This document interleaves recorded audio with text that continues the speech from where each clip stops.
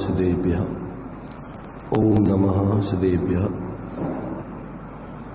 ओम नमः श्रीदेव्यः। मंगलम भगवान वीरो मंगलम गौतमो मुनि मंगलम कुंद कुंदाद्यो जैन धर्मोस्तु मंगलम सर्वमंगल मांगल्यम सर्वकल्याणकारकम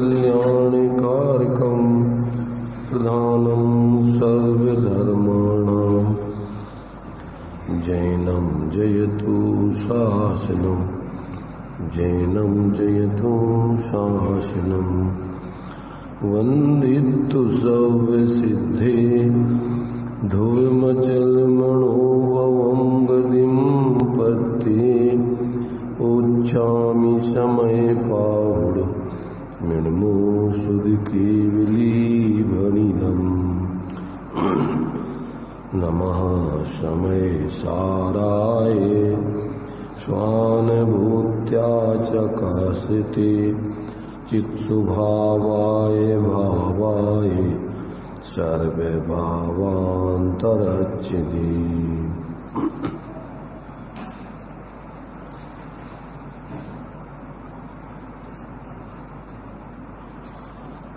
15वीं गाथा की भावार्थ के माध्यम से अपनी चर्चा चलेगी।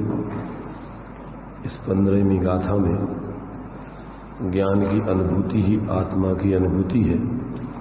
जो इस प्रकार ऐसे उस ज्ञान स्वरूप आत्मा की अनुभूति कर लेता है वही वास्तव में संपूर्ण जिन शासन को समझ लेता है, जान लेता है, उसके प्रयोजन को उसने साध लिया है। ऐसा यहाँ इस गाथा में आचार्य देव ने सिद्ध किया है कि वो द्रव्य और भाव से जो जिनशासन द्वादशांग जन्माणी के रूप में अथवा उस द्वादशांग के प्रयोजनभूत निःशुद्धात्म तत्व के अनुभव के भाव भाषण के रूप में जो इस प्रकार से समय सार को जान लेता है, यानी बाहर में सब ग्रंथों के माध्यम से एकमात्र उसी अपने एकत्व भक्त आत्मा को आचार्य देव को बताकर उसकी श्रद्धा ज्ञान लीनता कराने का पूरी द्वादशांग जन्माणी का प्रयोजन है। जो अपन 8वें अधिकार मोक्ष मार्ग प्रकाशक में पढ़ते हैं, चारों अनयों का प्रयोजन एकमात्र वितराग विज्ञानता की सिद्धि कराने के अलावा और कोई दूसरा लक्ष्य नहीं है।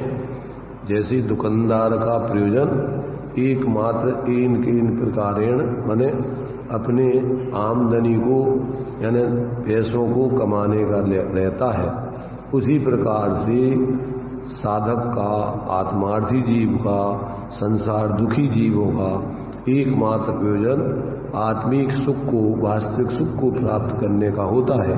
और वो वास्तविक सुख आत्मा के ऐसे एकत्व भक्त स्वरूप को अपने ज्ञान में समझकर श्रद्धान करके उसके आश्रय से, उसमें स्थिर होने से ही सिद्ध होता है। ऐसा जो है यहाँ पर उसी बात को ज्ञान मुखेन जो इस प्रकार से अपने ज्ञान में एकत्व भक्त अपने आत्मा की अनुभूति कर लेता है, वो समझ लो संपूर्ण जिन शासन की अनुभूति उसने कर ली। उसने भगवान जिनेन्द्र के संपूर्ण उपदेश को समझ लिया और अपने जीवन में जो कुछ करने लायक है उसको भी साध लिया। ऐसा यहाँ पर ये बात स्पष्ट इस गाथा में आचार्य देव ने की है। अभी अपन ने गाथा टीका के माध्यम से चर्चा की थी। अब उसी का जो और सरल शब्दों में भावार्थ समझा रहे हैं उसको भी अपन यहाँ पर देखते हैं कि इसमें अपन को वास्तव में ऐसा ही अपन ने समझा कि नहीं, ऐसा ही अपन ने अपने स्वरूप का अनुभव अपन को हो रहा है कि नहीं, ऐसे ही अपन अपना जीवन जी रहे हैं कि नहीं। ये सब चीजें अकेली मात्र जानकारी करने तक ही ये धर्म की यानी स्वरूप का काफी नहीं है। अकेला मात्र क्षयोपशम ज्ञान में यदि आप पहले समझना जरूरी है, पर समझ करके अब अपना हित जिसमें है ऐसे अपने उस निःशुद्धात्म तत्व की अंदर में अनुभूति प्रतीति करके और उसकी स्थिरता करते हुए वीतराग विज्ञानता की सिद्धि करना, ये उस समझाने का प्रयोजन है। मात्र जानकारी करा करके संतुष्ट कराने का प्रयोजन नहीं है आचार्य देव का। यहाँ तो जो तुम्हारा स्वरूप जैसा है ऐसे स्वरूप को पर से भिन्न समझ करके, पर भावों से हट करके और अपने स्व के अवलंबन से पर्याय में स्वाभाविक परिणमन, सम्यक दर्शन ज्ञान चारित्र रूप परिणमन करते हुए ऐसे वितराग विज्ञानता की सिद्धि करने का बताने का प्रयोजन है। और अगर इसका प्रयोजन की जो सिद्धि नहीं करके मात्र क्षयोपम ज्ञान में ही जानकारी करके संतुष्ट हो जाते हैं और अपना जीवन जैसा बाहर में लौकिक जी रहे हैं वैसा ही जीते रहते हैं, तो उनके लिए इस समझने का कोई लाभ नहीं मिलता। इस समझाने का प्रयोजन तो अपन बाहर के पर पदार्थ शरीर आदि में एकत्व ममत्व छोड़कर और पराश्रित जीवन को दुख रूप जानकर, जो आज तक अपन ने अपने स्व को स्व जानकर मानकर उसके आश्रय से जीवन जीते हुए मोक्ष मार्ग और मोक्ष की सिद्धि नहीं की, तो यहाँ तो अपने उस स्वरूप को बताने का प्रयोजन कि आप पर को पर जानकर, पर भावों को पर भाव जानकर और पर के अवलंबन पूर्वक जो अनादिकाल से जीव का जीवन, पराश्रित जीवन, मिथ्या दर्शन ज्ञान चारित्र रूप जीवन चल रहा है, उस मिथ्या दर्शन ज्ञान चारित्र रूप जीवन का अभाव करके सम्यक दर्शन ज्ञान चारित्र, जो अपने स्व का पर द्रव्यों से भिन्न श्रद्धान, अपने पर से भिन्न अपने उस निःशुद्धात्म तत्व का ही अपने रूप ज्ञान और उसमें ही स्थिर होकर के जीवन जीने की जो आचार्य देव प्रेरणा दे रहे हैं, अगर वो सिद्धि थी तो तुमने समय सार समझा, तो तुम्हारे लिए समय सार का फल जो आत्म शांति, आत्मिक अतीन्द्रिय आनंद, निराकुलता, क्रम क्रम से गुणस्थान प्रमाण बढ़ते हुए एक दिन वो पंच परमेष्टि की दशा बने। पहले आपको क्रम से सम्यक दृष्टि पना, सम्यक ज्ञान पना, फिर क्रम से सम्यक चारित्र की एक देश पूर्ण रूपेण। अगर मान लीजिए क्रम से साधना करोगे तो चतुर्थ गुणस्थान, पंचम गुणस्थान, छठम सप्तम आदि मुनिराजों का गुणस्थान और इसके बाद आगे श्रेणी चढ़ करके आगे अष्टम गुणस्थान, नववां गुणस्थान, 10वां गुणस्थान, यदि छपक श्रेणी चढ़ेंगे तो 11वें गुणस्थान में नहीं जाके 10वें के बाद सीधे 12वें में क्षीण मोह गुणस्थान और फिर अरहंत दशा, सकल केवली की दशा और फिर सकल केवली के अभाव पूर्वक फिर 14वां गुणस्थान अयोग केवली और इसके बाद सिद्ध दशा की प्राप्ति होगी। ये समय सार को समझने का प्रतिफल आना चाहिए। तो समझो कि अपन ने समय सार सुना समझा, और यदि समय सार को पढ़ के अपने जीवन में कोई परिवर्तन अपने पद्धति में नहीं आया और जो अपना लौकिक जीवन वही मेरे तेरे राग द्वेष अच्छा बुरा मिथ्या कल्पनाओं करके अपन जी रहे और वही जीवन चलता रहा और क्षयोपम ज्ञान की जानकारी करके एकदम भोर कर लिया कि हम सब जानते हैं, तो डबल पाप हो जाएगा। जो जीव समझते नहीं हैं वे तो कम से कम अभी भयभीत रहेंगे कि भैया अभी हम कुछ जानते नहीं, अभी अपन को जानना है और अपने जीवन में धर्म करके सुखी होना है। और जो लोग सिर्फ जान करके तत्वों के स्वरूप को और सिर्फ जानकारी में ही संतुष्ट हो जाते हैं और जीवन में उनके कोई परिवर्तन नहीं आता है, न उनके जीवन में स्वच्छंदाचार, अन्याय, अनीति, अभक्ष आदि का त्याग होता है, न उनके जीवन में किसी प्रकार फिर आगे बढ़ने के लिए बाह्य निर्वृत्ति को अपनाकर स्वरूप प्रवृत्ति की साधना करते हैं और मात्र जो चल रहा है, जैसा जीवन चल रहा है उसी में जीते रहते हैं। तो उन्होंने वास्तव में समय सार को सुना समझा नहीं, ऐसा यहाँ पर समझना। तो समय सार का समझने का मतलब है कि व्यक्ति के जीवन में कोई अलौकिक जात्यंतर उसके जीवन में घटना चाहिए। उसका जीवन लौकिकता से हटकर आत्माश्रित पारमार्थिक जीवन उसका बनना चाहिए। ये उपदेश की भाषा है, तात्विक दृष्टि से बनता ही है। जिसने समय सार को समझा तो वो व्यक्ति संसार के विषय भोगों से उसकी अरुचि होकर संसार के कार्यों से क्रम से निवृत्ति लेकर अपने स्वरूप की आराधना में पूर्ण रूपेण लगता है। तो शक्ति प्रमाण जितना अगर मान लीजिए नहीं पूर्ण लग पाता है तो भावना और श्रद्धा करता है, कीजिए शक्ति प्रमाण और शक्ति बिना श्रद्धा।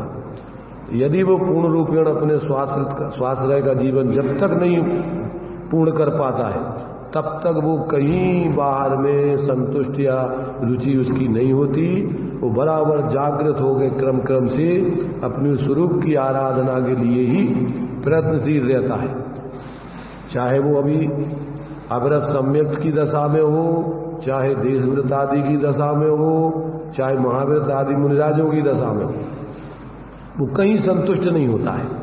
जब तक पूर्ण वीतराग दशा की प्राप्ति नहीं हो जाए, अरहंत सिद्ध दशा की प्राप्ति नहीं हो जाए, तब तक वो कहीं संतुष्ट नहीं होता है और किसी प्रकार से वो संसार के कार्यों में रस नहीं लेता है। चाहे वो साधु के वेश में हो, चाहे श्रावक के वेश में हो और चाहे सामान्य ग्रस्त अवरत सम्यक की दशा में, उसके जीवन में निरंतर जो है अपने स्वरूप की पूर्ण वितराग विज्ञानता की दशा प्राप्त करने के लिए ही प्रयत्न रहता है और उसका कोई प्रयत्न संसार संबंधी नहीं रहता है। यदि मजबूरी में उसको अभी बाहर से निवृत्ति न कर पा रहा हो किसी कारणवशात, अपनी पर्यायगत कमजोरी वशात, अथवा कोई उसने आयु बंद आदि पहले कर लिया है नरक, त्रियंश और मनुष्य गति का, तो भी वो फिर बाहर में त्याग मार्ग को नहीं अपना पाएगा। यदि उसकी कोई आयु बंद हो गया है 3 आयु में से, चाहे उसने नरक आयु का बंद कर लिया हो, चाहे मनुष्य आयु का बंद कर लिया हो, त्रियंश आयु का बंद कर लिया, तो अब वो आगे निर्वृत्ति के मार्ग में व्रतों को अंगीकार नहीं कर पाएगा। परंतु यदि वो तत्व ज्ञान करके समय सार को समझ के समय सार का अंदर में परिणति में प्रकटपना करके अनुभव करके यदि उसने सम्यक को प्राप्त कर लिया, यदि कर लेगा, यदि उसने आयु बांध ली है तो ये कार्य तो वो कर ही सकता है हर हालत में। कितना वेद विज्ञान करके और आत्मानुभूति पूर्वक सम्यक दर्शन की प्राप्ति तो हर परिस्थिति में जीव कर सकता है, चाहे उसने कोई भी आयु बांध ली हो और चाहे वो किसी गति में पहुंच गया हो। आयु बंधने का शास्त्रों में विधान 8 अपकर्ष काल बतलाए हैं।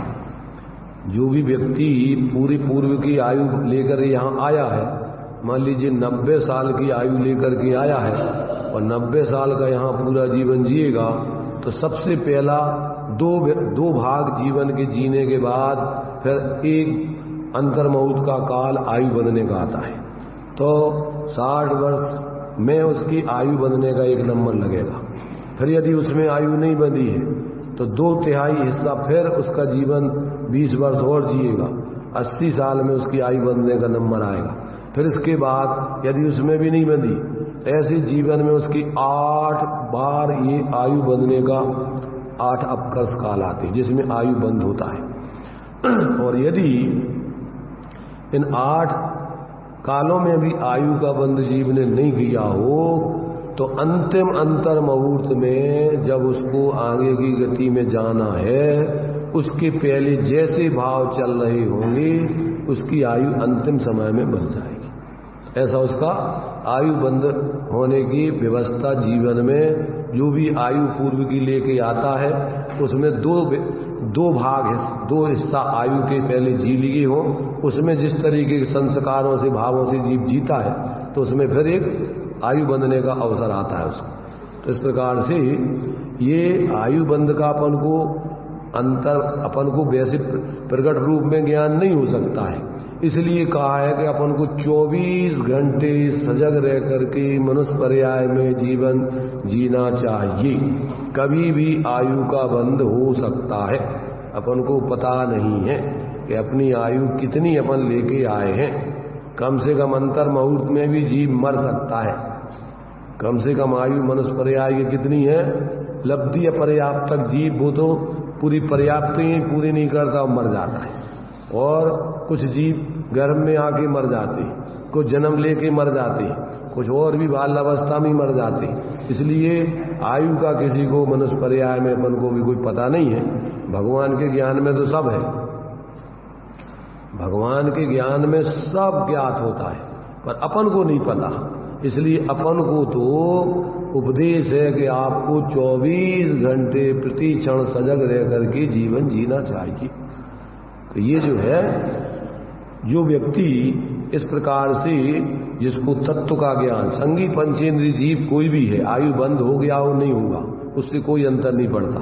आप भेद विज्ञान करके आत्मज्ञान करके धर्मात्मा बन सकते हो।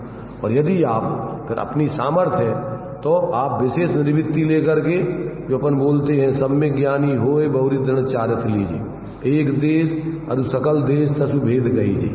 तो अब आपकी सामर्थ्य यदि पूर्ण निवृत्ति की नहीं है तो आप एक देश श्रावक के 11 प्रतिमाएं, उसके आधार से जितना भी निवृत्ति पूर्वक जी सकते हो आप अपनी शक्ति प्रमाण उससे निवृत्ति कीजिए।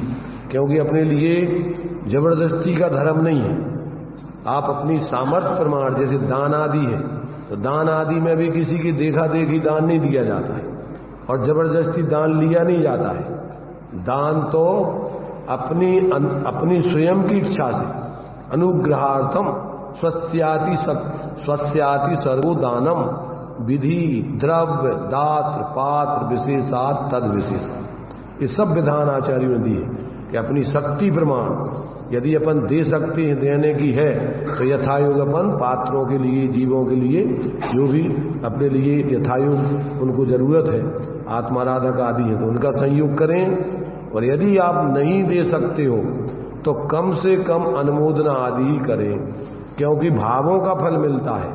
बाह्य वस्तुएं तो हैं तो उसका सदुपयोग करो, और नहीं है तो आप अपनी भावना भाव पर जबरदस्ती कहीं से उधार लाओ, परिणाम बिगाड़ो दूसरों के देख देख के, ये कार्य नहीं।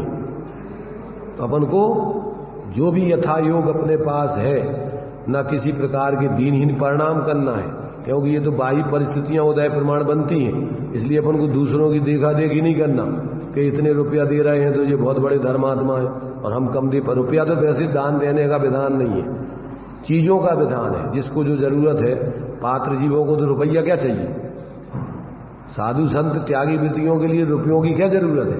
उनके लिए आत्माराधना करने के लिए भोजन की जरूरत है, स्वास्थ्य के लिए औषधि की जरूरत है, रहने के लिए स्थान की जरूरत है। इसलिए 3 प्रकार का दान दिया है, माने औषधि दान, शास्त्र ज्ञान आदि का, शास्त्र आदि का पढ़ने के लिए वो भी दिया है, और भोजन दान या आवास दान, औषधि शास्त्र अभय आहार, तो निर्भय करने के लिए, रहने के लिए स्थान, ये चारों ध्यान उसमें आते हैं। और बाकी उनके लिए पैसे में से परिग्रह आदि न तो उनकी जरूरत है, उनकी उस भूमिका में जरूरत होती है, और न इच्छा तो उनको लेने की होती नहीं है। दान देने वाला देता है, लेने वाले को तो दान का भाव ये पाप का भाव है। देना पुण्य का भाव है और लेने का भाव पाप भाव है। इसलिए कुरल काव्य में तो आचार्य कुंद देव ने लिखा है कि गृहस्थ के लिए यदि दान आदि देने से स्वर्ग और मोक्ष का दरवाजा ही बंद क्यों ना होता हो, फिर भी उसको देना चाहिए। और साधु संत त्यागियों को, जिन्होंने त्याग कर दिया है सब चीजों का, चाहे दान आदि लेने से स्वर्ग मोक्ष का दरवाजा ही क्यों ना खुलता हो, फिर भी उनको नहीं लेना चाहिए। अब इसमें परस्पर विरोधी बातें हैं, अपन को लगेगा कि इनको नहीं लेना चाहिए और उनको देना चाहिए। तो अब देना चाहिए और नहीं लेना चाहिए तो फिर होगा क्या सिद्धांत? देखो भाई, यहां पर देने लेने का सवाल नहीं है, यहां तो भावनाओं की बात है कि जिसने संपूर्ण त्याग करके आत्मनिर्वृत्ति के मार्ग में लग गया है तो उसको लेने का भाव कभी नहीं होना चाहिए। जिसका त्याग कर दिया है तो उसको ग्रहण करने का भाव नहीं होना चाहिए। और जिसके पास परिग्रह है तो उसको सदुपयोग और त्याग करने की भावना निरंतर रहना चाहिए। दे पा रहा है, दे सकता है, वो दूसरी बात है, परंतु उसको भावना तो निरंतर अपनी रखना ही चाहिए। क्यों कि लेने का भाव तो आपका मोह भाव है, कसाय भाव है, राग भाव है, और देने का भाव आपका क्या है, इस अच्छा शुभ भाव है, त्याग का भाव आपका धर्म भाव है। तो ये आपके लिए अशुभ भाव, नहीं देने का भाव, आसक्ति का भाव पाप भाव है। पैसा आपके पास मान लो है या नहीं है, और अपन की इच्छा है को और आ जाए, अब आना जाना तो तुम्हारे उदय प्रमाण है, परंतु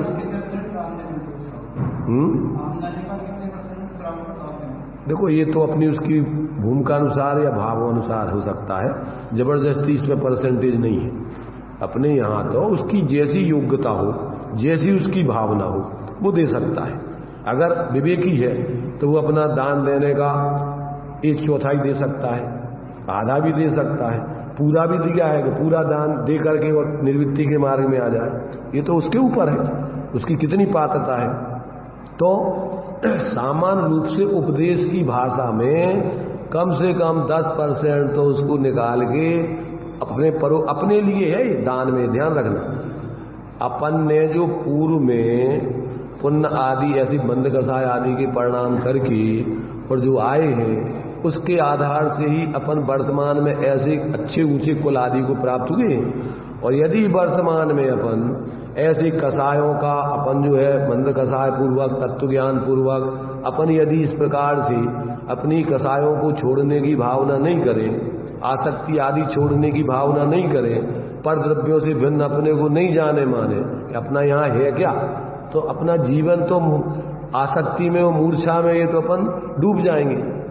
इसलिए अपन को ये तो अपना हित करना है, तो अपने लिए इन सारे पर पदार्थों को भिन्न जानकर जितना हो सकता है अपन पढ़ते परिग्रह 24 वेद, त्याग करें मुनिराज जी, तृष्णा भाव उच्छेद, घटती जान घटाई।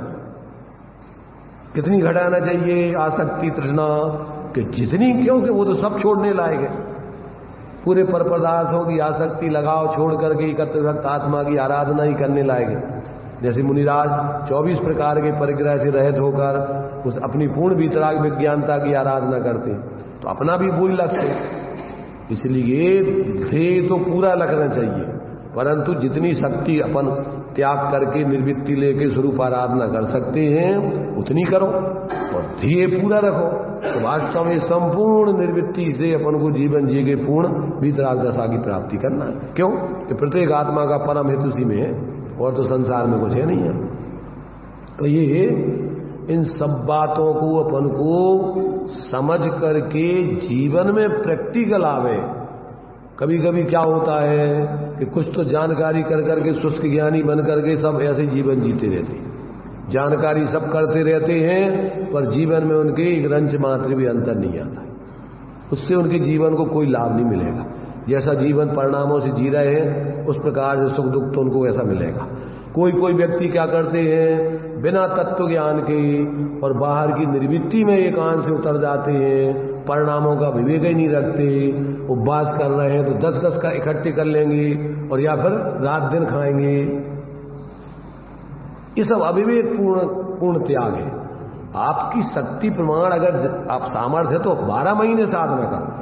ऐसा नहीं कि 10 दिनों में तो 10 ही उपवास कर लिए और बाकी समय रात दिन, न दिन देख रहे न रात देख रहे, न भक्ष देख रहे न भक्ष देख रहे, न विवेक है। ये कोई त्याग नहीं है, ये कोई क्रम नहीं है। इसलिए लोगों को एक तरफ पूरा छोड़ करके, घर के परिवार छोड़ के साधु बन करके अब अपन को अंदर के स्वरूप की आराधना कोई विवेक ही नहीं है, और फिर बाहर में दुनिया के दुकानदार इसमें बाहर में उलझ जाओ। ये कोई साधु बने का धर्म नहीं। साधु तो अपनी शक्ति प्रमाण जितनी स्वरूप आराधना करने की आराधना कर सकता है, उतना बाहर में निर्वृत्ति क्रम से। अपन को वैज्ञानिक तरीके से श्रावक की 11 प्रतिमा है, तो आज कोई प्रतिमाओं के आधार से तो जीना चाहता नहीं। क्यों कि भैया उसको कोई पूछता ही नहीं है, बाहर में निर्वृत्ति। एक तो साधु बन जाओ तो अज्ञानता में लोग, अरे भैया ये साधु बहुत बड़े धर्मात्मा है। और या फिर अगर बाहर में क्रम से आप साधना कर रहे हो, अगर सम्यक दृष्टि हो, देशवृत्ति हो, तो आप धर्मात्मा हो, और अंदर में तत्व ज्ञान आत्मज्ञान कुछ नहीं है और निर्वृत्ति पूरी ले ली। तो आचार्य समंत्र भद्र ने रत्नगण श्रावकाचार्य में लिखा है, क्या लिखा, ग्रस्थो मोक्ष मार्गस्थो निर्मोहो नैव मोहमान अनगारो गृही श्रेयाने निर्मोहो मोहिनो मुने। उस मोही मुनि से घर गृहस्थी छोड़कर और बाहर में सब मोह कर रहा है, बाहर की चीजों से, बाहर के क्षेत्रों से, मंदिरों से, गृहस्थों से, उनमें मोह कर करके उनमें आसक्त हो रहा है और अंदर में आत्मा का बोध नहीं है। और एक गृहस्थ घर गृहस्थी में रहकर यथायुग निर्वृत्ति पूर्वक जी रहा है, अंदर में अपने स्वरूप की आराधना कर रहा है, तो कहते वो श्रेष्ठ है, मोक्ष मार्गी है उस मोही अज्ञानी मुनि से, तो कि जिसने आत्मा का बोध तो है नहीं और बाहर में सब छोड़ के और सिर्फ बाहर में फिर मोह कर रहा है। तो मोही मिथ्या दृष्टि साधु से तो वो सम्यक दृष्टि गृहस्थ श्रेष्ठ है। गे ही पे ग्रह में न रचे जो जलते भिन्न कमल नगर नारी को प्यार यथा का दे। ये कोई गृहस्थों के लिखे हुए ग्रंथ नहीं है, ये किसने लिखे? ये आचार्य समंत्र भद्र जो इस सदी के सबसे उद्भट आचार्य हुए हैं, इनके बारे में बताया जाता कि आगे तीर्थंकर बनेंगे। ऐसा इन्होंने धर्म का माने वस्तु स्वरूप को समझा करके लोगों को सम्यक मार्ग में लगाया है। तो मतलब ये है कि ये वस्तु की व्यवस्था है, ये किसी पक्षपात संप्रदाय की बातें नहीं है। तो लोग बात क्या करते हैं कि यदि अज्ञानता में कोई बाहर में निर्वृत्ति लेके प्रवृत्ति कर रहा हो तो उसको साधुओं ने जो आचार्यों ने जो निषेध किया है, अगर उसका निषेध करें तो ये मुनि विरोधी हो गए। और जो इधर जो है क्षयोपम ज्ञान में ही अकेली जानकारी ले लेकर के धारणा जन्म जमाते जाएं और जीवन में उनके कोई निर्वृत्ति नहीं आए, यथायोग जीवन में उनके कोई नैतिकता भी नहीं आवे, उनके जीवन में लोक विरुद्ध, धर्म विरुद्ध, राज विरुद्ध कार्य चल रहे हो, तो वे तो तीव्र कसाई जीव है। भले ही क्षयोपम ज्ञान में कितने ही वे पंडित बन गए हो, विद्वान बन गए, उनको आचार्य शुष्क ज्ञानी कहते हैं। इसलिए श्रीमद जी ने लिखा कि हमें उनके जीवन, उनके समय में ऐसी दशा जीवों की दिख रही थी उनको, इसलिए उनको लिखना पड़ा कि ज्ञानी नहीं हो रहे, वो जानकारी, धर्म की जानकारी है। वो ज्ञानी तो उसको बोलते हैं जिसको वेद विज्ञान आत्मज्ञान हो गया, उसको ज्ञानी नहीं बोलती। वो तो सिर्फ अकेली जानकारी है धर्म की, शास्त्रों का ज्ञान हो गया, तो वो ज्ञान करके कोई ज्ञानी नहीं बनता है। ज्ञानी तो कहलाते हैं आत्मज्ञान ही ज्ञान है, से सभी अज्ञान। आत्मज्ञान हो गया तो आत्मा के अहित के कोई कार्य नहीं करेगा, तीव्र कसाय के मिथ्यात के काम तो करेगा ही नहीं। गुरु को देव को शास्त्रों की कभी पूजा नहीं करेगा, कभी उनको नहीं मानेगा। और अनंतानमंदी जन्य जो कार्य है, राज विरुद्ध, लोक विरुद्ध, धर्म विरुद्ध, कोई भी ज्ञानी जो थोड़ा भी ज्ञान है जैन नहीं करेगा। ज्ञानी सम्यक दृष्टि की बात तो छोड़ो, जो जैन कुल में पैदा हो गया है वो लोक विरुद्ध, धर्म विरुद्ध और राज विरुद्ध कोई कार्य नहीं करता, करता है तो वो नाम का भी जैन नहीं। इसलिए इन सब बातों का आचार्यों ने, ज्ञानियों ने अपन को बहुत सुंदर तरीके से शास्त्रों में सब निर्देश दिया है। जब तक आप चारों अनियों का सुमेल बनाकर जीवन में प्रवृत्ति नहीं करोगे, एकांत से तत्वों का शुष्क ज्ञान करते जाओ धारणा में, और चरणानुयोग के आधार से आपके ना नैतिक है, नैतिकता है, ना सदाचार है, ना रात्रि भोजन त्याग है, ना वक्त का त्याग है, और ना न्याय नीति का त्याग है, सब कुछ चल रहा है, तो वो तो सब अपने को ठग रहे हैं। और जो लोग ऐसे लोगों की संगति करते वे भी डूबते हैं।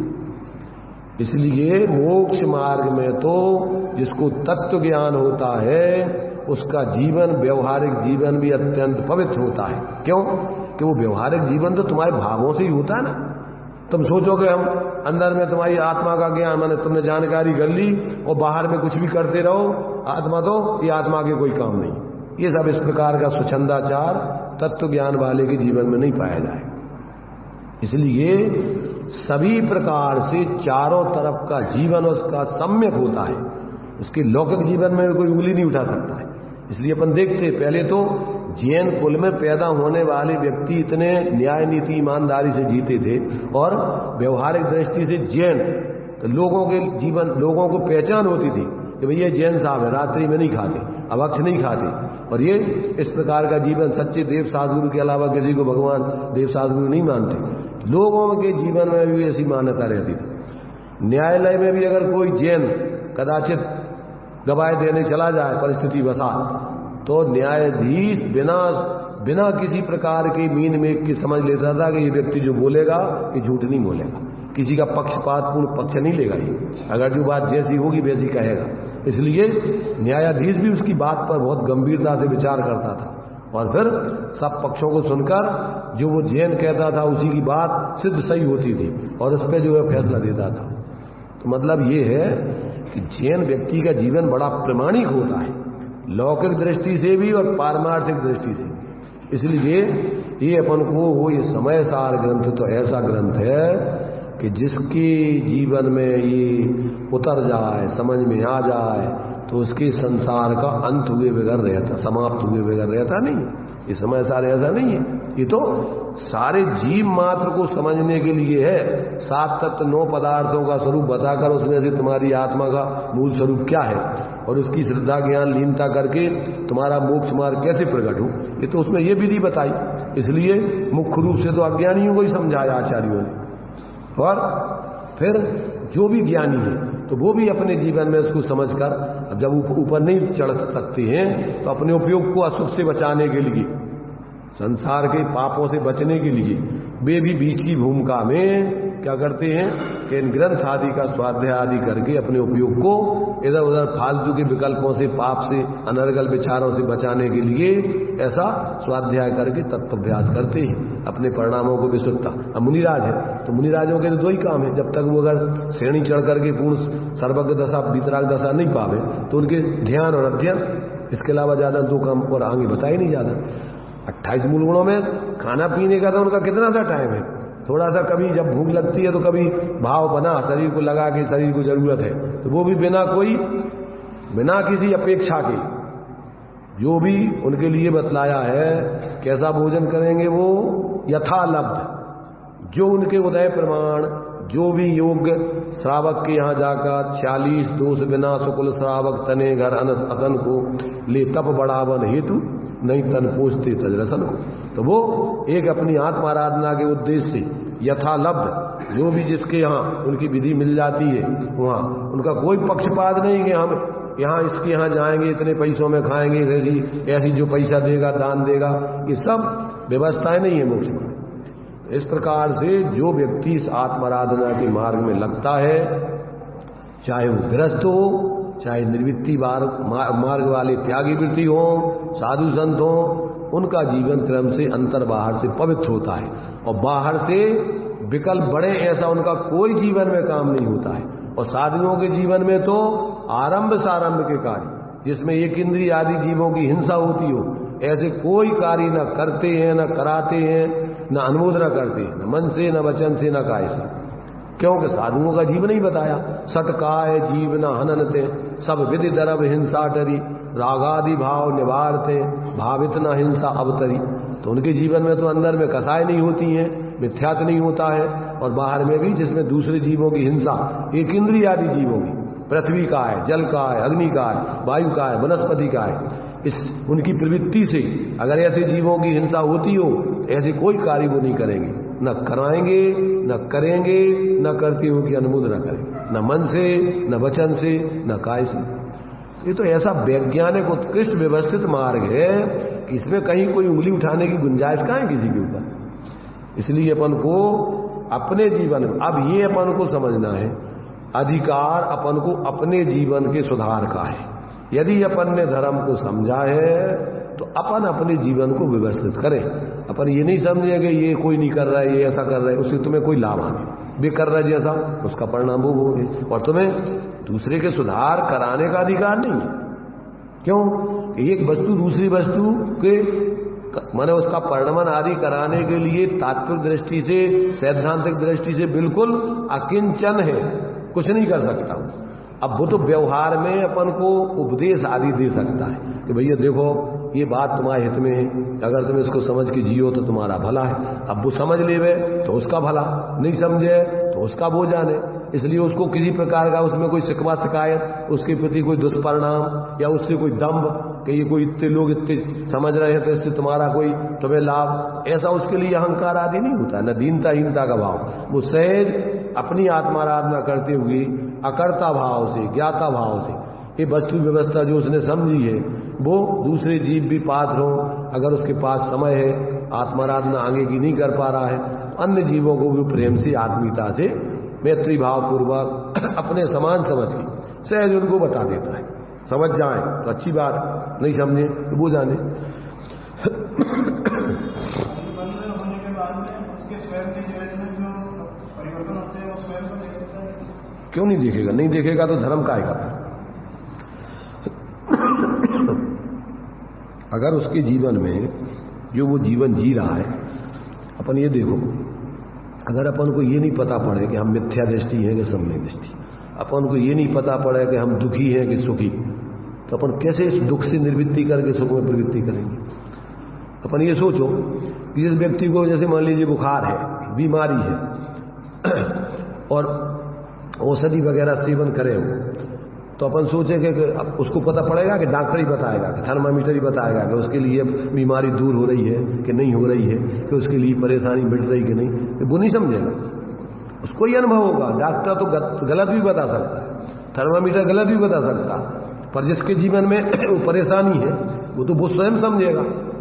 फिर अगर मिट रही है तो भी वो पूरा जानेगा कि नहीं अब तो ठीक है, पहले की अपेक्षा हमारे लिए तकलीफ नहीं है, तो वो तो अनुभव गम में सब चीजें।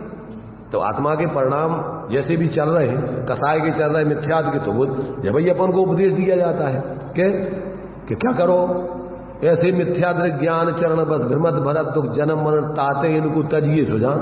अगर तुम इनको जान करके छोड़ने का अगर व्यवस्था नहीं हो तो कैसे छोड़ोगे? उपदेश काय को देंगे और कैसे वो जीवन में उसको ग्रहण करेगा? इसलिए वो तो एक एक चीज उसके ज्ञान में बराबर अनुभव में आती है। तो जो व्यक्ति अगर सच्चे अर्थों में धर्मात्मा बनता है तो उसको गुणस्थान प्रमाण जितनी जितनी स्वास्थ्य से निराकुलता इंद्रिय आनंद प्राप्त होता है वो बिल्कुल उसको स्पष्ट रूप से अनुभव करता है। भले ही अपन को अभी जैसी केवल ज्ञान में आत्मा दिखती है पूरे प्रदेश गुण आदि सहित वैसी नहीं दिखे, पर अनुभव तो अपन को होगा ना। जो जिस प्रकार की स्थिति अपनी कसायों के अभाव पूर्वक स्वरूप के आश्रय पूर्वक, तो उसमें अपन को जितना क्षयोत्तम ज्ञान उस जाति का अनुभव तो अपन को उतना होता ही जाएगा, उसी के आधार से वो आगे बढ़ेगा। अगर उसके जैसे मान लीजिए अपन डॉक्टर की दवाई खा रहे और बीमारी अपनी जो है मिट नहीं रही है, बढ़ रही है, तो अपन उस डॉक्टर की दवाई खाते रहेंगे? क्या करेंगे? अरे भैया एक दो दिन में ही अपन डॉक्टर से कहेंगे भैया हमें तो कुछ लाभ ही नहीं मिला, और बल्कि पहले जितनी से ज्यादा हमें परेशानी बढ़ गई, ये तुम्हारा दवाई काम नहीं कर रही।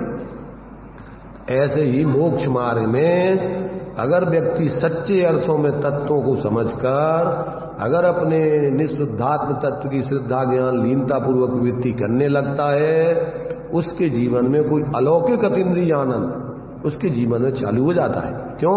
कि वो तो आत्मा स्वयं है और उसका ज्ञान स्वयं जानता ही है सब। ज्ञान में स्वपर को जानने की, सब सात तत्वों को जानने की सामर्थ्य है, इसलिए उसको एक एक चीज का सबका बराबर भाव भाषण उसके जीवन में चलता है। इसलिए जो ऐसा नहीं है कि धर्मात्मा बन गया होगा जो पता ही नहीं पड़े, ऐसा थोड़ी का जीव है क्या? वो जीव है, वो तो उसके लिए सब चीजों का वेदन होता है। तो सच्चे अर्थों में यदि व्यक्ति तत्व ज्ञान करके और जो आत्महित के लिए अपन को अपना ऐसा निःशुद्धात्म तत्व अंदर में है, ऐसे उसका अपना अगर दृष्टि ज्ञान लीनता पूर्वक जीवन जीते हैं तो परिणति में निरंतर उसकी निराकुलता शांति क्रम क्रम से बढ़ती जाएगी, और तभी उसी के बल पे वो आगे बढ़ेगा। अगर वो शांति नहीं मिले तो आगे काय को बढ़ेगा? लोक में भी अपन दुकानदार है, जिस धंधे में आमदनी नहीं हो रही वो धंधा करता रहेगा।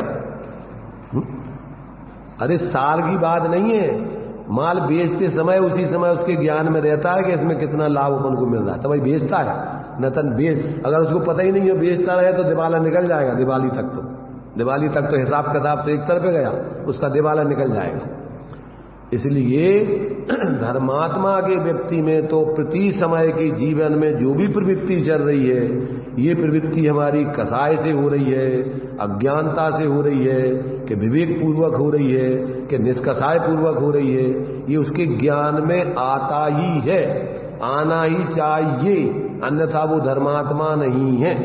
वो सिर्फ अज्ञानी है, सांप्रदायिक है, वो मूढ़ है, उसको कुछ नहीं पता। धर्मात्मा व्यक्ति के जीवन में प्रति समय का विवेक कि हम ये कार्य कर रहे हैं, ये अंधश्रद्धा से कर रहे हैं कि समझ के कर रहे हैं, किसी के कहने से कर रहे हैं कि हम अपने अनुभव से कर रहे हैं, ये तो उसके ज्ञान में आनी चाहिए। नहीं आ रहा है तो वो धर्मात्मा है ही नहीं।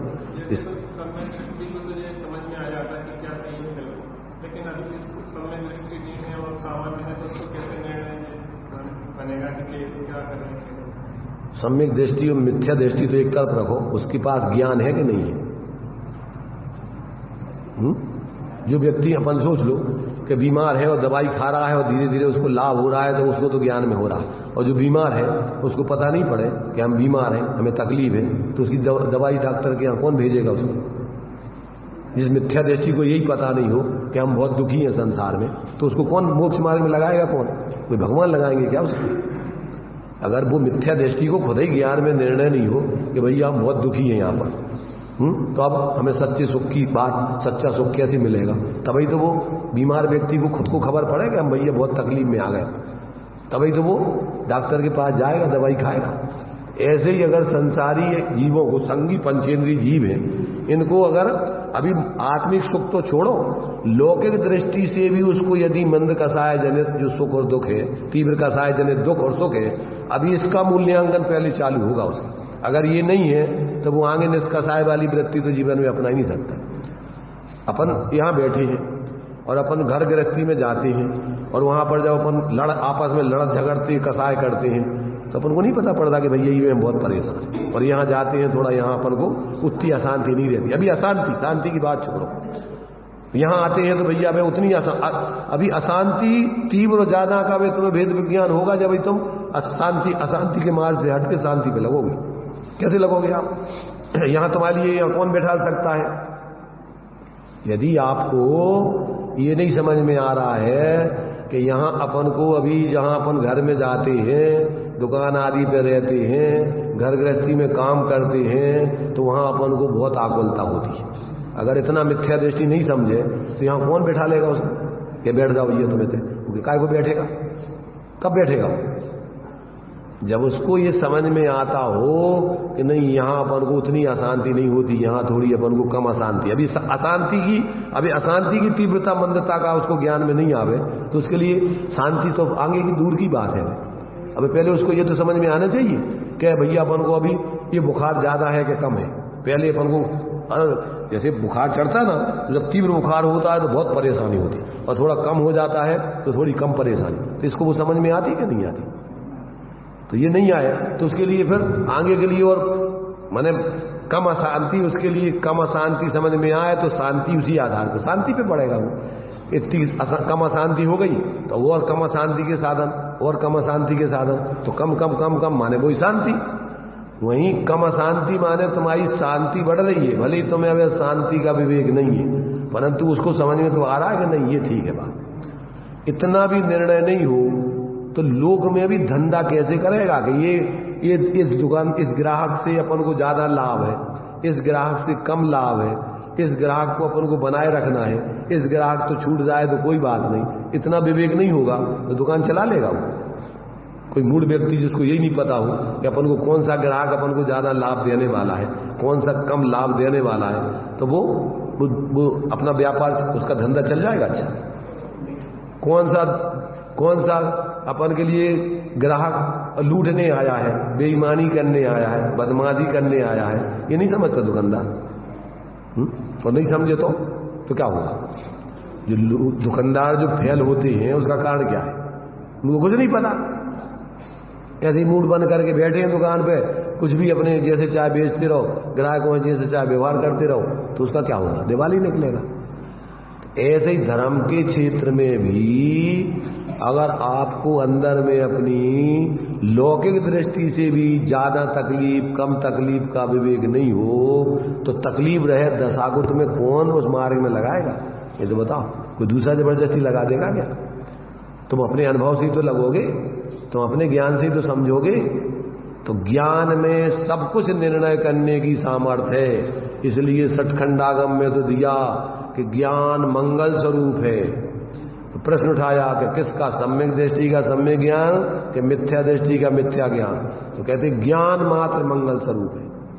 जिस प्रकार सम्यक दृष्टि अपने सम्यक ज्ञान में निर्णय करके स्वापर तत्व हे उपादेय तत्वों का और मोक्ष मार्ग में लग के वितरागता की सिद्धि करता है, उसी प्रकार मिथ्या दृष्टि भी अपने उसी ज्ञान में निर्णय करके ये सुख का मार्ग है, ये दुख का मार्ग है, ऐसा निर्णय करके धर्म के मार्ग में लगता है। कौन लगाएगा उसको अगर उसके ज्ञान में निर्णय नहीं हो तो? इसलिए ज्ञान आत्मा का स्वभाव है। वो सम्यक मिथ्या तो संगति से बनता है, मिथ्यात की संगति कर लेता है तो वो ज्ञान मिथ्या बन जाता है, और सम्यक की संगति कर लेता है तो वो सम्यक है। परंतु यदि ज्ञान सामान्य रूप से विचार करो तो वो ज्ञान आत्मा का स्वभाव है, और उसी लक्षण के आधार पर ये आत्मा की पहचान बनाई जाती है कि आत्मा में जिसमें ये जानना हो रहा है वही, जहां हो रहा है वही मैं हूं। आत्मा का लक्षण सम्यक दृष्टि मिथ्या दृष्टि के आधार पर नहीं बनाया। क्या है जीव का लक्षण? चेतन को है उपयोग रूप। कौन से चेतन का? सम्यक दृष्टि के, मिथ्या दृष्टि के, जीव मात्र का।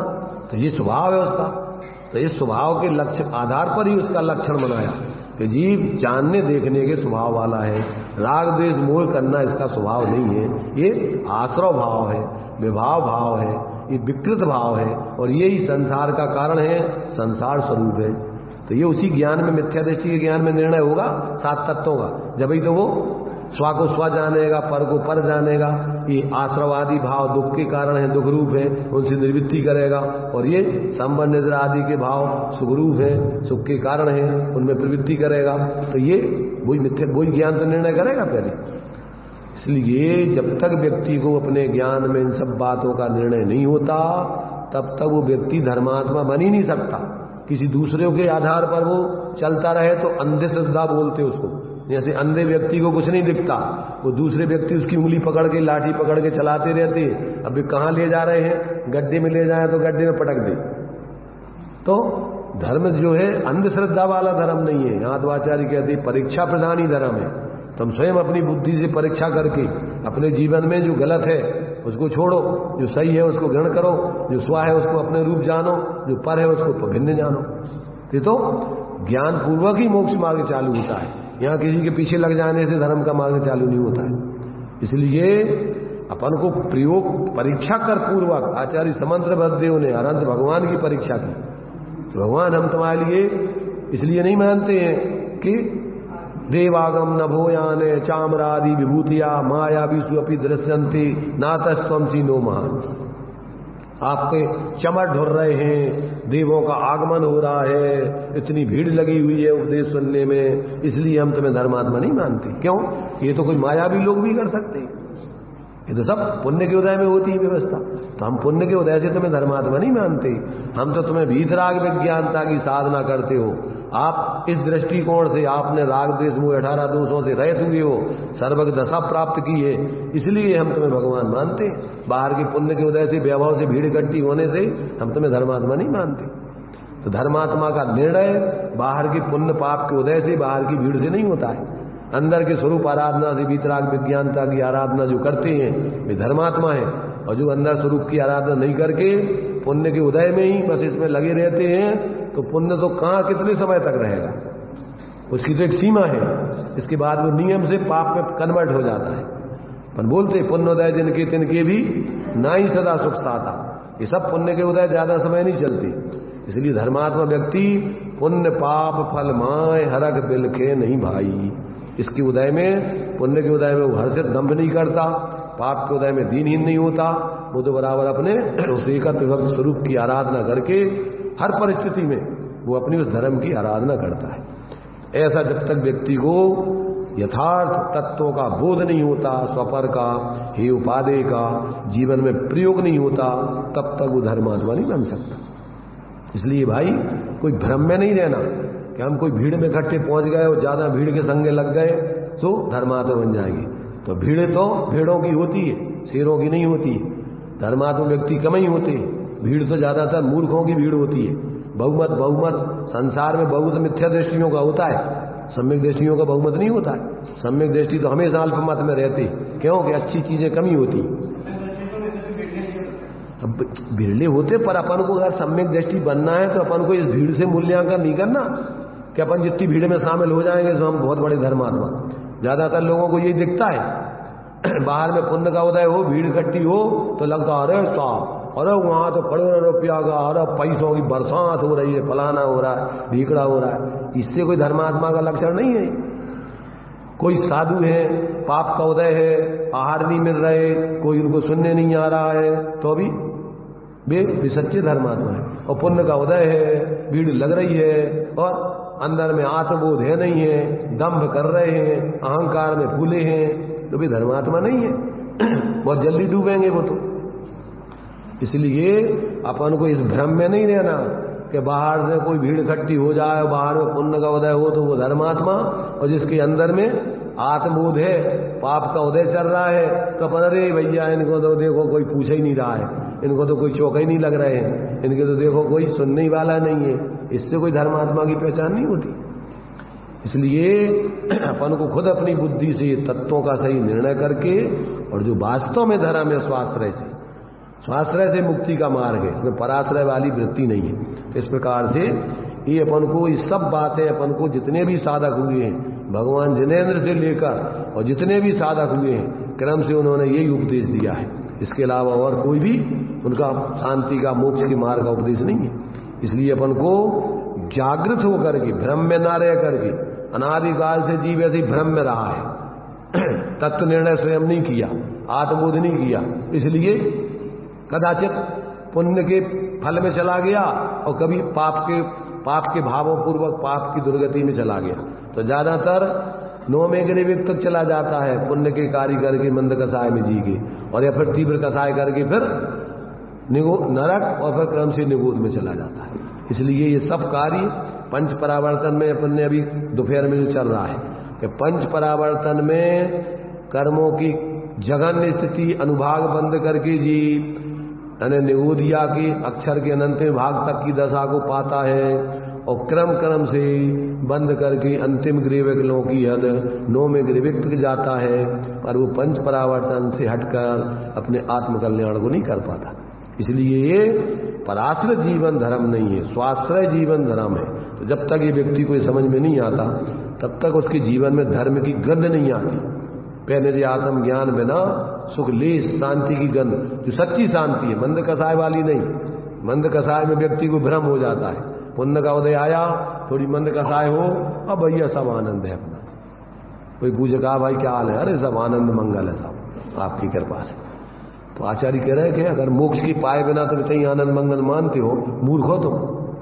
जो बिन ज्ञान क्रिया अवगा है, जो बिन क्रिया मोक्ष मग चाहे, और जो बिन मोक्ष कहे में सुखिया, ते अजान मूढ़न में मुखिया। 3 प्रकार के मूर्खों के नेता बतलाए। कौन कौन से?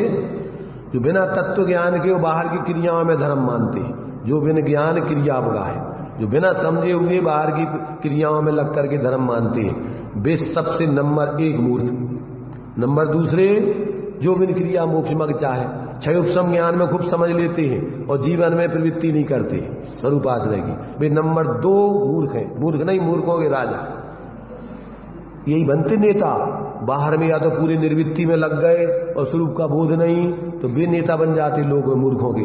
वे मूर्ख लोग समझते हैं कि ये बहुत बड़े धर्मात्मा है, और या फिर जिनके क्षयोपम ज्ञान बहुत है, पंडिताई में आ गए, जीवन में कुछ नहीं है, तो वे शुष्क ज्ञानी के नेता बन जाते, और वे अरे साहब ये बहुत ज्ञानी है धर्मात्मा, जो कह रहे हैं यही सही बोल रहे हैं। तो ऐसे शुष्क ज्ञानी 2 नंबर पे आ जाते हैं। और तीसरे नंबर पे मंद कसाय में और अपने को संतुष्ट मान के वो सुखिया मान लेते हैं, अभी मोक्ष के बिना तो यहाँ सुख है नहीं, तो जो बिन मोक्ष कहे में सुखिया। तो ऐसे पुण्य के उदय में मंद कसाय में जो जी रहे हैं, वे नंबर 3 के मूर्ख मुखिया है, मूर्खों के मुखिया है। तो अपन को ऐसे मूर्खों के मुखिया नहीं बन जाना है, और ऐसे मूर्खों की संगति, ऐसे नेताओं की संगति नहीं करना है। अपन को तो सच्चे अर्थों में जो तत्व ज्ञान पूर्वक यथायोग सामर्थ्य प्रमाण निर्वृत्ति को जीवन में अपनाते हुए और फिर स्वरूप की आराधना करके जब तक मोक्ष की सिद्धि नहीं हो जाती, तब तक वो कहीं अपने को पूर्ण सुखी हो मान करके संतुष्ट नहीं होते। ऐसा संतुलन है मोक्ष मार्ग। पहले तत्व ज्ञान करो, फिर यथायोग अपनी सामर्थ्य प्रमाण निर्वृत्ति को अपनाओ। अपन पढ़ते क्रम से कि पहले तो सम्यक श्रद्धा धार पुनी सेवऊ सम्यक ज्ञान, और सम्यक ज्ञानी होय बहुरी दृढ़ चारत लीजे, एक देश अरु सकल देश तसु भेद कहीजे। अब जब तक आपको पूर्ण मोक्ष मोह रह दशा नहीं हो जाए, तब तक आप कहीं पर भी अटकने वाले नहीं हो, क्योंकि आपको पूर्णता के लक्ष्य से ही आपने इस मोक्ष मार्ग में प्रवृत्ति की है कि ये अपनी पूर्ण सुखी दशा सिद्ध दशा है। इसमें सबसे पहले बंदित्व शब्द सिद्धे, किसकी वंदना की? वो सिद्ध दशा हमारा आदर्श है, हमारे लिए ये दशा चाहिए। इसके बाद आप समय सार को सुन समझ करके जीवन में उतार के जब तक वो दशा नहीं आ जाए तब तक कहीं अटकना नहीं, भटकना नहीं। बहुत अजब गजब की अपन को ज्ञानियों ने सारी विधियां बतलाई हैं, और ये विधियां अगर अपन निष्पक्ष होकर के इस पंचम काल में सांप्रदायिकता गृहीत मिथ्यात्व का बोलबाला है, सम्यक दृष्टि कोई पैदा होते नहीं है। यहां पर कोई पुरुषार्थ करके सम्यक दृष्टि कोई बिरले होंगे तो पंचम काल के आखिरी तक चतुर्वेद संघ सम्यक दृष्टि पर बिरले, भीड़ नहीं होगी, ध्यान रखना। इसलिए अपन को इस काल में सजग रहने की जरूरत है। क्यों कि गृहीत मिथ्या दृष्टि सांप्रदायिक बुद्धि वालों का बोलबाला, व्यक्तिवादी और संख्यावादी धर्म, भीड़ वाला धर्म चलेगा, भेड़ों का धर्म चलेगा, सिंहों का धर्म बिरलों का होगा। इसलिए अपन को सुरक्षा और सुविधा के चक्कर में अपन अपनी स्वतंत्रता को खो देते हैं। मोक्ष मार्ग में स्वतंत्रता महत्वपूर्ण है। भूखों मर जाएगा, परेशानी भोग लेगा, पर स्वाधीनता स्वतंत्रता को नहीं खोगे। क्यों कि पराधीन सपने सुख नहीं। सुख काय में है? स्वाधीनता, स्वतंत्रता है, और स्वतंत्रता का मार्ग मोक्ष का मार्ग है, बाकी सब पराधीनता के मार्ग है। इसलिए अपन को बाहर की कोई ख्याति, लाभ, पूजा या सुविधाएं कि भैया हमें जहां सुविधाएं मिल जाए, बढ़िया हमारा मान सम्मान हो जाए, उसे अपन उस भीड़ में शामिल हो जाए, इस भ्रम में मत रहना। इसमें तो तुम्हें ठगने की विद्या है सब। ज्यादातर लोग सब सुख सुविधा वाला धर्म बता करके लोगों को, भोले जीवों को ठग लेते हैं, और वहां लगा करके अपनी कोई क्रिया विशेष और उनका मान सम्मान करके मान पे चढ़ा देते हो। आजा बेटा चढ़ जा सूली पे, और भगवान भला नहीं कर सकता किसी का, करेगा क्या? भला तो तुम्हारे भावों से होगा। जब तक तुम अपने स्वरूप की आराधना करके शुद्ध भावों को जागृत नहीं करोगे तब तक जीवन में भला नहीं हो सकता। इसलिए इन सब बातों को अपन को बहुत न्यायपूर्ण, ईमानदारी से, अपने आत्महित के लक्ष्य से, बिना पक्षपात के, शांति से सुने समझे। इन आचार्यों ने कहीं कोई पक्षपात नहीं लिखा, सारी बातों को स्यादवाद रूप से बताया है, कहीं कोई किसी प्रकार का भ्रम पैदा नहीं हो। इसलिए पहले लिखा है कि देखो भैया छल गणना मत करना, हमारी विवक्षाएं समझना, अपेक्षाएं समझना, अपनी भूमिका देखना, अपने जीवन में उसको क्रम से अपनाना, पर छल ग्रहण करके किसी प्रकार अर्थ का अनर्थ करके भ्रम में मत पड़ जाना, न तो तुम्हारा अपना कल्याण होगा, हमारा कुछ नहीं होगा। हम तो तुम्हें पहले सजग कर रहे कि बहुत ही विवेक पूर्वक और बड़ी शांति से समझ करके जीने वाला मार्ग है, सुविधा वाला मार्ग नहीं है कि जल्दी से अपन को सब सुविधाएं बाहर में सहजता में जो कुछ मिल जाए तो अपन उसमें चले जाओ। यहाँ तो आपको जो कुछ भी तुम्हारा उदय है उसके हिसाब से आपको जीना होगा, और उसमें आप अपना संतुलन बना करके, विवेक जागृत रख करके, और सब परिस्थितियों में अपन अपने मार्ग को, सच्चे मार्ग को, स्वाश्रय के मार्ग को कभी नहीं छोड़ें। ये मार्ग शांति का मार्ग है, और उसमें आपका स्वयं का ज्ञान सर्व समाधान करता जाएगा। यदि आप सच्चे मोक्ष मार्गी हैं तो आपके पास सम्यक ज्ञान होगा, और उस सम्यक ज्ञान आपको समाधान करेगा कि ये बात गलत है, ये सही है। आपको कोई पक्षपात नहीं चलेगा। मोक्ष मार्गी व्यक्ति पक्षातिक्रांत जीवन जीता है, वो किसी पक्षपात में, पचड़ों में, किसी व्यक्ति के समर्थन में, किसी संप्रदाय के समर्थन में नहीं चलता है। वो तो आत्महित के मार्ग पर चलता है। उस आत्महित के मार्ग पर जो चल रहे हो, जो कम से कम, माने ज्यादा तो होते नहीं इस मार्ग पे चलने में, कम हो, परंतु उनको ही धर्मात्मा मानेगा। और जो नहीं है समझने वाले, कसाय में जी रहे हैं, सांप्रदायिक बुद्धि से जी रहे हैं, आपस में राग द्वेष कर रहे हैं, ऐसे व्यक्तियों से मध्यस्थ रहेगा, उनके प्रति दुर्भाव नहीं करेगा। माध्यस्थ भावम विपरीत वृत्तम। तो ये जो है अपन को इन सब गाथाओं में इस सारी बातें आ जाती हैं, एक एक गाथाओं में। भले ही अब एक एक गाथा में सब तो कहेंगे नहीं, क्रम क्रम से कभी किसी बात की मुख्यता से बात करते, कभी किसी बात की मुख्यता से, पर सारी बातें उसमें गर्भित हैं। इसलिए श्रीमद जी ने ज्ञानियों के एक एक वचन में अनंत आगम समाये रहते हैं उनमें, क्योंकि अनेकांत होता है, स्यादवाद होता है। जो भी बात कही जाती है वो सारी अपेक्षाओं को ध्यान में रख के कही जाती है। कोई बात अकेली एकांत से निरपेक्ष रूप से नहीं कही जाती, और कही जाती है तो विवक्षा खोली जाती है कि ये बात इस दृष्टिकोण से ऐसी है, ऐसा सारापन को जो है ये जिनवाणी में जितने भी कथन हैं वो बिल्कुल व्यवस्थित सभी जीवों के लिए, जो जीव जहां खड़ा है वहां से आगे बढ़ने का मार्ग है। एक दूसरे की नकल उतारने की जरूरत नहीं है। हम जहां खड़े हैं वहां से हमारा मार्ग कितना हम बढ़ सकते हैं, चल सकते हैं, वो अपन देखें। तो ये जो है 15वीं गाथा में जो इस प्रकार से जीव उस अपने आत्मा के मूल स्वरूप को, जो 5 लक्षणों से लक्षित ऐसा जो आत्मा का स्वरूप है उसको समझ लेता है, उसका अनुभव कर लेता है, उसने ही समझ लो कि सारे जिन शासन के मर्म को समझ लिया है, ऐसा इस गाथा में स्पष्ट किया है। तो इसके भावार्थ में देखिए, अपन को गाथा टीका अपन ने पढ़ ली थी, इस भावार्थ को थोड़ा पढ़ते हैं। यहां आत्मा की अनुभूति को ही ज्ञान की अनुभूति कहा गया है। ये 15वीं गाथा के भावार्थ को हम पढ़ रहे हैं। हमारी पुस्तक में 51 पेज है, 51 पेज पर नीचे भावार्थ लिखा हुआ है, उसको हम पढ़ रहे हैं। यहां आत्मा की अनुभूति को ही ज्ञान की अनुभूति कहा गया है। अज्ञानी जन ज्ञेयों में ही, ज्ञेयों में मतलब कौन से ज्ञेय, इंद्रिय ज्ञान के विषयों में ही लुब्ध हो रहे हैं। आंखों से दिखता है, कान से सुनाई देता है, नाक से सूंघने में आता है, जबान से चखने में आता है, स्पर्श इंद्रिय से छूने में आता है। ये सब क्या है, 5 इंद्रियों के विषय हैं। तो अज्ञानी जीव क्या कर रहा है, इन 5 इंद्रियों के विषयों में ही लुब्धायमान हो रहा है। जो अपन पढ़ते आत्म के अहित विषय कसाय, इन विषयों में ही आदमी लगा हुआ है। आंखों से अच्छा दिखना चाहिए, कान से अच्छा सुनने में आना चाहिए, और अच्छा उसका अपनी कल्पना है, शब्द है। अब ये तो सामने वाला जो भी बोला जाएगा वो शब्द उनमें अच्छे बुरेपन की तो तुम्हारी कल्पना है, अथवा व्यवहारिक दृष्टि से उसमें अच्छापन और बुरापन भी है, परंतु वास्तव में तुम्हें समझने की जरूरत है उसमें। जैसे मान लीजिए जो तत्व की बातें कहीं जाएंगी, निष्पक्ष बातें कहीं जाएंगी, वे तुम्हारे लिए शब्द तुम्हारे लिए सुनने लायक हितकारी। कौन से वचन, जो वास्तव में निष्पक्ष होकर वस्तु स्वरूप को बताने वाले जिनवाणी के वचन है, वे शब्द तुम्हारे लिए उपयोगी है। क्यों कि उन शब्दों में जिन अर्थों को बताया गया है, क्योंकि शब्दों में और अर्थ में निमित्त नैमित्तिक संबंध है, वाचक वाच्य नियोग है। तो इसमें आपको जो बातें बताई जाएंगी वो उसको समझोगे तो उसमें तुम्हारा भला है। और जो मोह के शब्द हैं, अज्ञानता पूर्वक के शब्द हैं, रागद्वेषपूर्ण शब्द हैं, वे तुम्हारे लिए सुनने लायक नहीं है।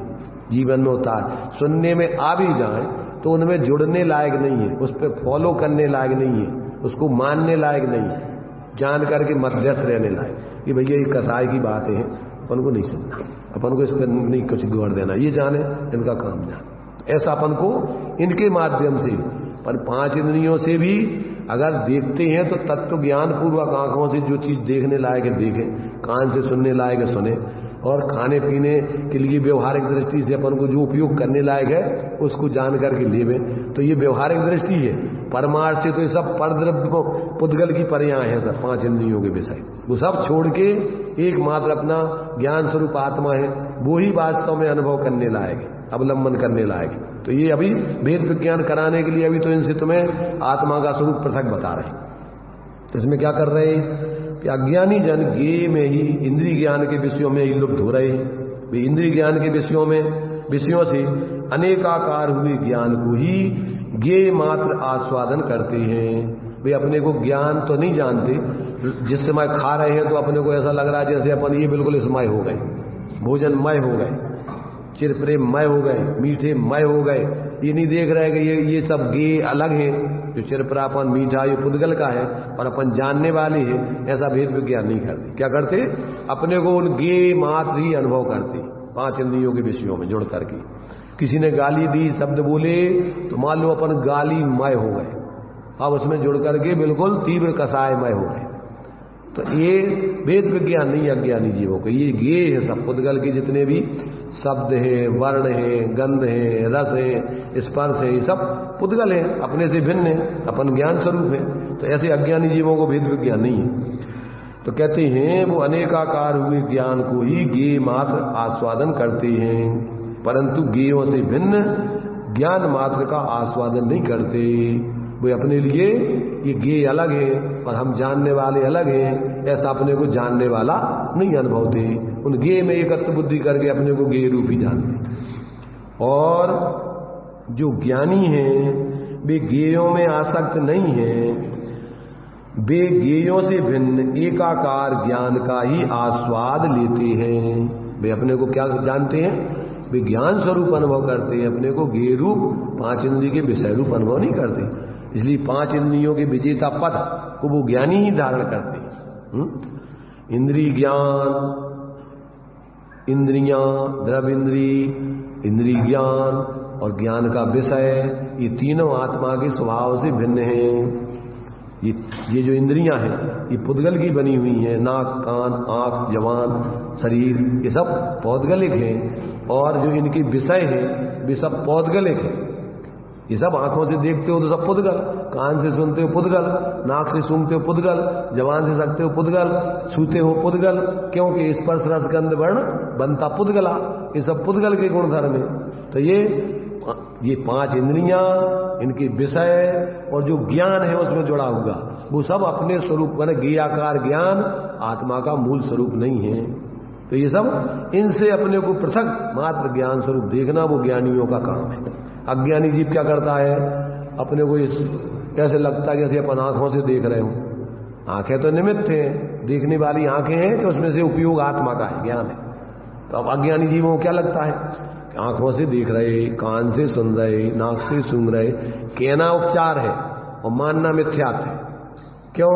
कि जी आंखें द्रव आंखें तो जो अपनी पुद्गल की हैं, ये तो जानती देखती नहीं है। इनमें अगर अपन यहाँ बैठे हैं और यहाँ बैठे बैठे अपना उपयोग कहीं और चला गया तो आंखों से अपन को यहाँ का कुछ दिखाई देगा? अगर आंखें देखती हो तो अपन को यहाँ का दिखने चाहिए। और अपना उपयोग अगर मान लीजिए यहाँ बैठे हैं और अपन को याद आ गई दुकान की कि यार अपना टाइम हो गया, दुकान पर जाना है और ग्राहक कल कह गया था हम 9:30 बजे आएंगे और हम 9:30 बज गए हैं, तो अपने यहाँ बैठे हैं, यहाँ हम बोल रहे हैं, हम बैठे हैं, हम दिखेंगे कि ग्राहक दिखेगा? अगर आंखें देखती हो तो आंखें तो यहाँ हैं, यहाँ खुली हुई हैं और अपन को यहाँ का कुछ नहीं दिख रहा, और कानों से सुनाई भी नहीं दे रहा। अपन को वो ग्राहक दिखाई सुनाई दे रहा है कि वो कह रहा था कि कल तुम्हारे हम पैसे देने आ जाएंगे 9:30 बजे और जल्दी से हम आएंगे, ध्यान रखना। तुमने कहा ठीक है हम आ जाएंगे 9:30 बजे। अब तो आकुलता तो छोड़ो, अभी पहले अभी तो तुम्हें ये बता रहे कि तुम इन कानों से नहीं सुनते, इन आंखों से नहीं देखते, पहले तो ये देखना है तुम्हें। कान यहाँ है, आंखें यहाँ हैं, और तुम्हें क्या दिख रहा है? तुम्हें दुकान दिख रही है, तुम्हें ग्राहक दिख रहा है, तुम्हें वो नोट गिनते हुए दिख रहा है।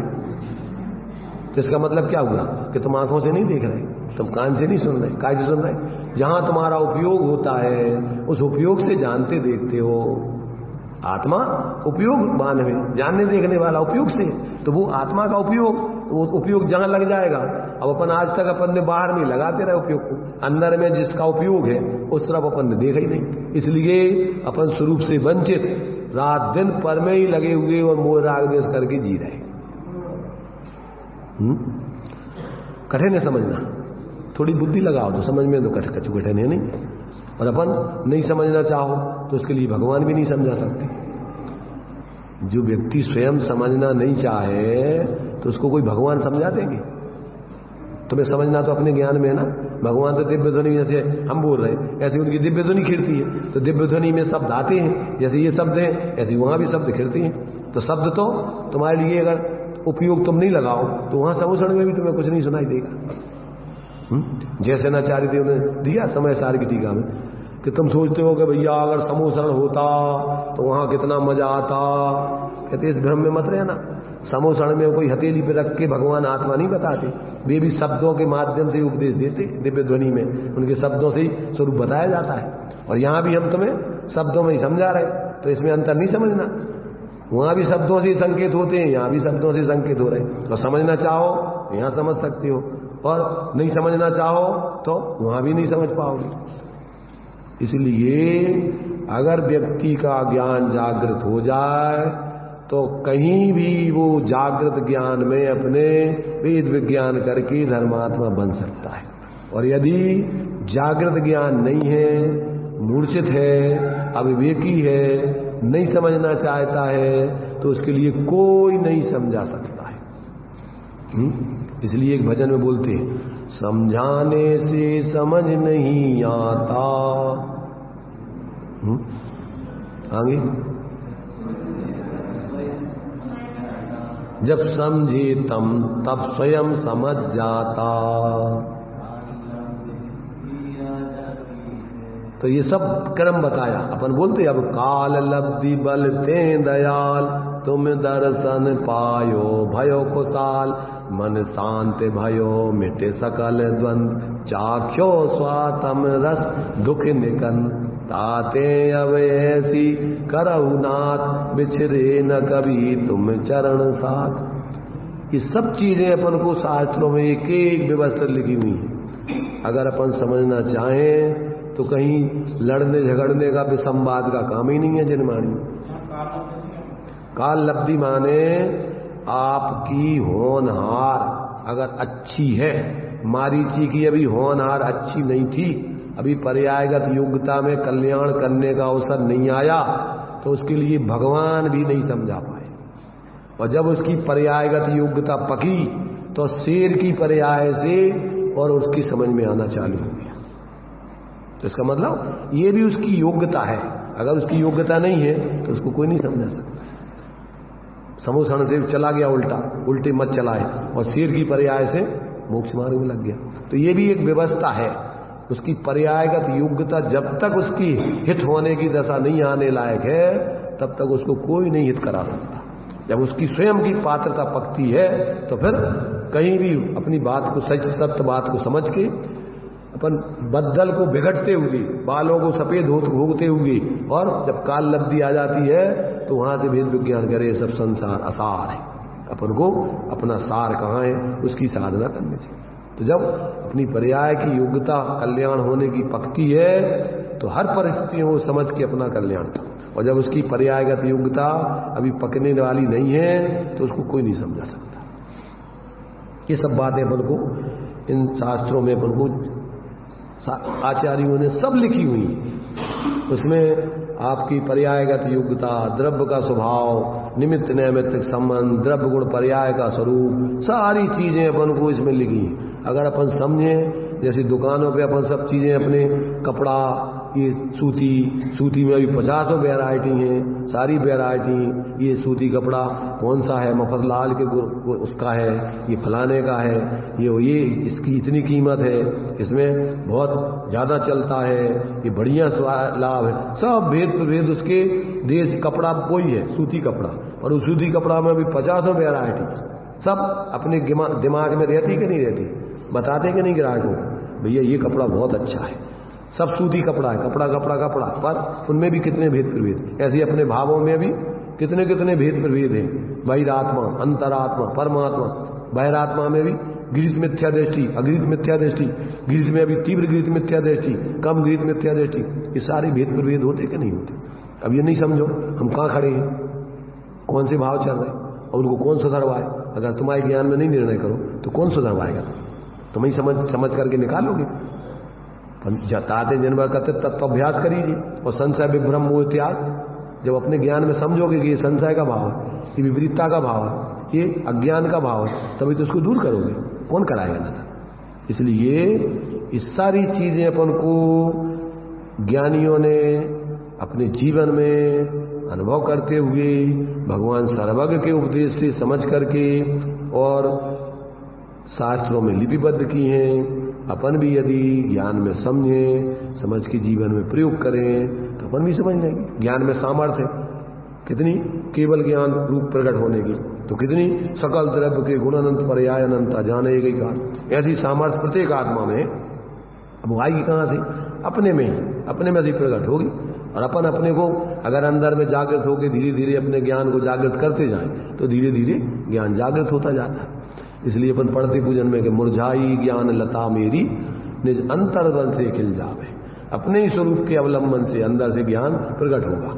जैसे पानी जमीन के अंदर है तो खोदते जाओ, जहाँ है वहाँ पहुँचोगे तो वहाँ से पानी निकलेगा। ऐसे अपने अंदर ज्ञान सामर्थ्य कितनी है, अनंत सामर्थ्य है प्रत्येक आत्मा में।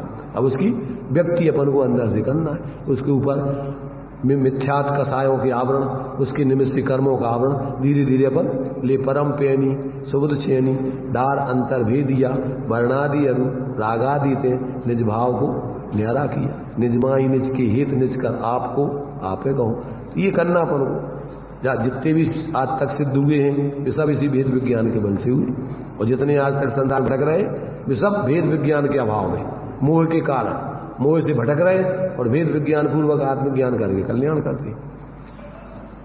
तो ये जो है बातें अपन के लिए समझने के लिए बहुत है, अगर समझना चाहें, और अगर नहीं समझना चाहें तो कोई समझाने की व्यवस्था नहीं। और क्रम क्रम से अपन लक्ष्य बनाएं। डॉक्टर बनना है तो पहली क्लास से पढ़ाई आपकी चालू होती है अक्षर गिनती से, फिर आगे शिक्षा दी जाती है, फिर डॉक्टरी की बीमारियों की दवाई ज्ञान कराया जाता है, फिर औषधि बताई जाती हैं। अब कितनी बीमारियां होती हैं, कितनी औषधियां होती हैं, वो सब सीखेगा कि नहीं सीखेगा? जिसको डॉक्टर बनना है, और जिसको नहीं बनना है वो ठीक है, ऐसे कैसा मूर्ख बना है। तो जिसको जिस चीज का विशेषज्ञ बनना है उस संबंधी आपको जहां से जानकारी मिलती है जो उसके कारण है, वहां यदि अपन उसकी आराधना करें, अभ्यास करें, तो वो कार्य सिद्ध होता है। तो ये अपन को यहाँ जिस स्वरूप को भूल कर जीव अनादिकाल से चतुर्गति संसार में भटक रहा है, आचार्य देव ने इस समय सार में उसी स्वरूप को बताने के लिए ये सारे अधिकार लिखे हैं। यदि अपन इसको क्रम से समझें, समझ करके अंदर में अनुभव करें, ये कार्य प्रत्येक संगी पंचेंद्रिय जीव कर सकता है। अभी अपना टाइम हो चुका है।